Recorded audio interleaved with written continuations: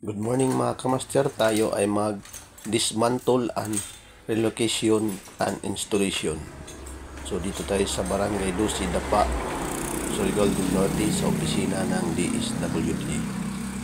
So ayan. Ito yung ano namin tatanggalin. Yan, bago tinanggal namin is nag-pump down na kami. So ayan, tanggalin lang natin yan.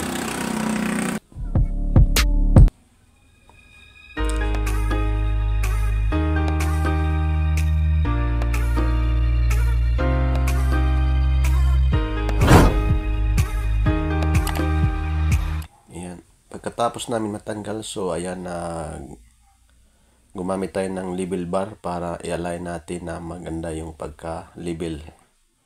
So ayan yung ating kasama nagsukat. So habang nagsukat yung ating kasama, so ako naman dito sa outdoor is magli-cleaning kasi pina-cleaning na sa atin ang ating customer.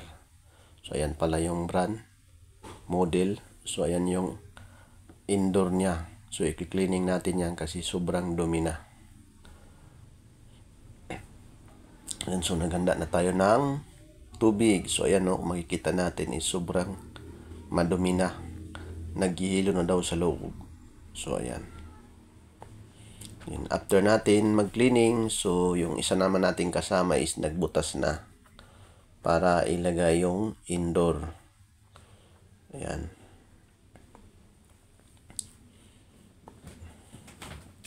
Ganyan lang mag-installation. So, ayan, ready na.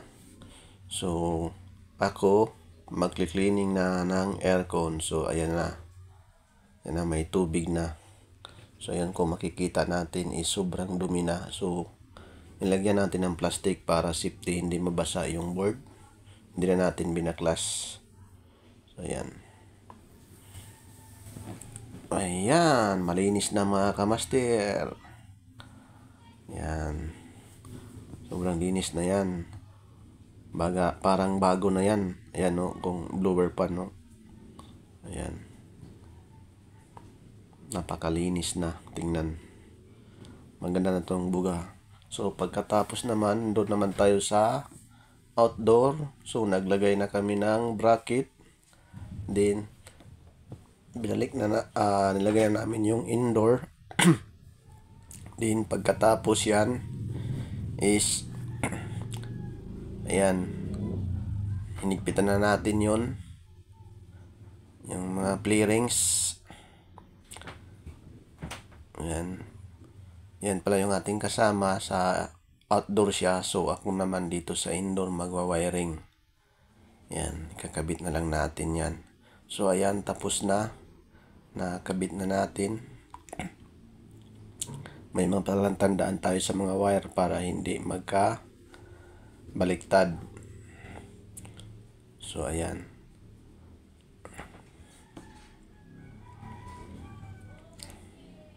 Din pagkatapos yan, so nilagyan namin ng leak para makikita kung may leak pa ba or wala. So, ayan na. Nagpitan na natin yan at lagyan ng ayan, nagbabos din kami dyan sa outdoor. So, ayan, tinisting na namin. So, okay na siya. At sobrang lamig na. Ayan, dito. Yan pala yung ating mga customer. Nag-inuman. Nag-inuman? So, ayan. Yun. Mandaranaw. Tapos, mainit na ang buga.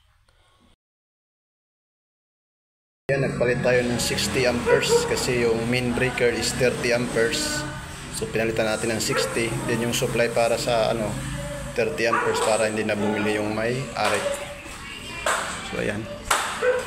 So, nag-wiring kami pala dito. Punta doon. Lagyan namin na update.